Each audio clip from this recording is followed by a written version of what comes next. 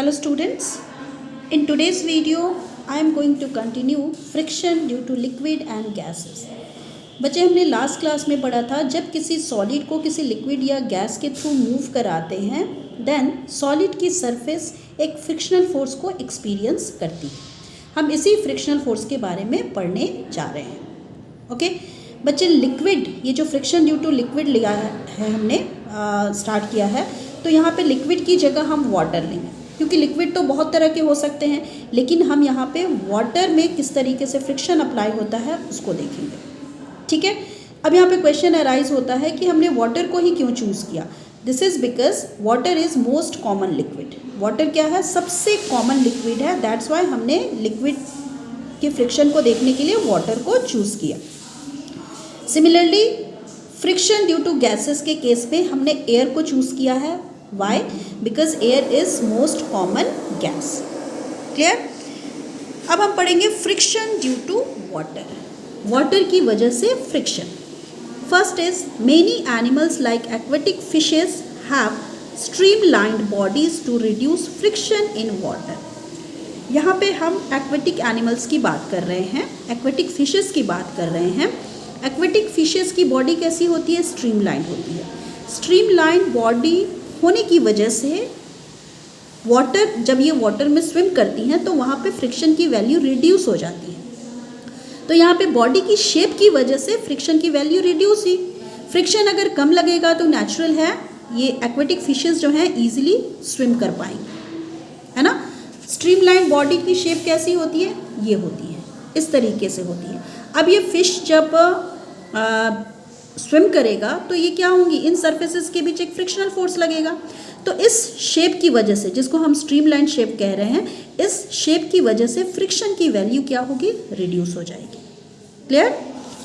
Now second is when a swimmer swims in water he tries to streamline his body as far as possible. जब कोई swimmer water में swim करता है तो वो try करता है अपनी बॉडी को जितना पॉसिबल हो सके स्ट्रीमलाइन रखने के लिए।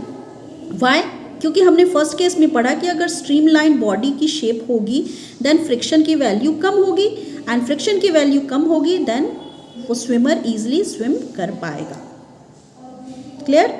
Now third is the bodies of ship and boats are streamlined. आपने देखा होगा बोट एंड शिप्स की जो बॉडी होती है वो सेम स्ट्रीमलाइंड होती है जैसे फिशेस की होती हैं।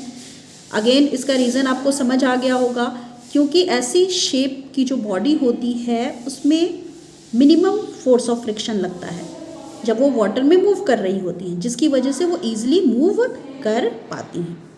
Clear? Now fourth is a boatman moves his oars in the reverse direction on approaching close to the शोर।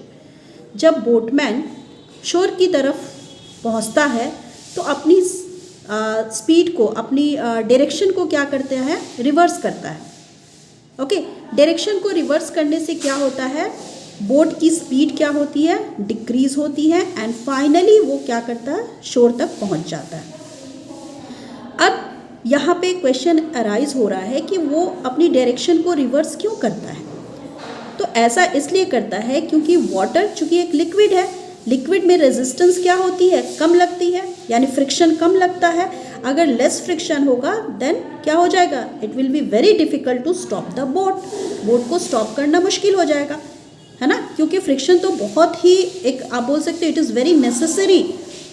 ओके, क्यों नेसेसरी है? आपको मूव कराने के लिए भी अगर फ्रिक्शन नहीं होगा तो आप गिर जाओगे, है ना। और इस केस में वाटर एंड बोट के बीच भी फ्रिक्शन अगर कम होगा तो क्या होगा? उसको स्टॉप करने में आपको प्रॉब्लम होगी। ठीक है, दैट्स वाई ये रिवर्स करते हैं डायरेक्शन को। Fifth is the big ships fire their engines in reverse direction. आपने ये बिग शिप्स में देखा होगा कि वो आग जलाते हैं डायरेक्शन को रिवर्स करने के लिए। डायरेक्शन को रिवर्स करने से क्या होगा? वो उसकी स्पीड क्या हो जाएगी? स्लो हो जाएगी। अगेन क्यों? क्योंकि वाटर जो है वो स्मॉल फ्रिक्शन अप्लाई करता है, एंड स्मॉल फ्रिक्शन होने से क्या होगा? इस बिग शिप्स को स्टॉप करना बहुत डिफ़िकल्ट टास्क हो जाएगा। ठीक है, तो इसलिए वो क्या करते हैं? रिवर्स करते हैं अपनी डायरेक्शन को। क्लियर? बच्चे नेक्स्ट क्लास के लिए हम फ्रिक्शन ड्यू टू एयर पढ़ेंगे। होमवर्क के लिए आपको ये सारे एग्जाम्पल्स किस तरीके से स्ट्रीमलाइन बॉडीज जो होती हैं हेल्प करती हैं फिशेस को स्विम करने में या बोट को स्विम करने में, ये सारी चीज़ें आपको पढ़नी है। ओके एंड एक इम्पॉर्टेंट नोटिस है आप लोगों के लिए कि आप मंडे से आप लोगों का स्कूल ओपन हो रहा है। टाइमिंग 8 o'clock से 2 o'clock तक है। आप सारे बच्चों को स्कूल आना है।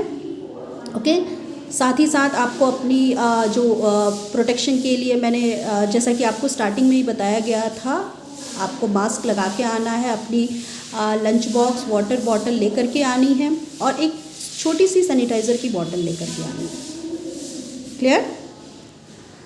Thank you.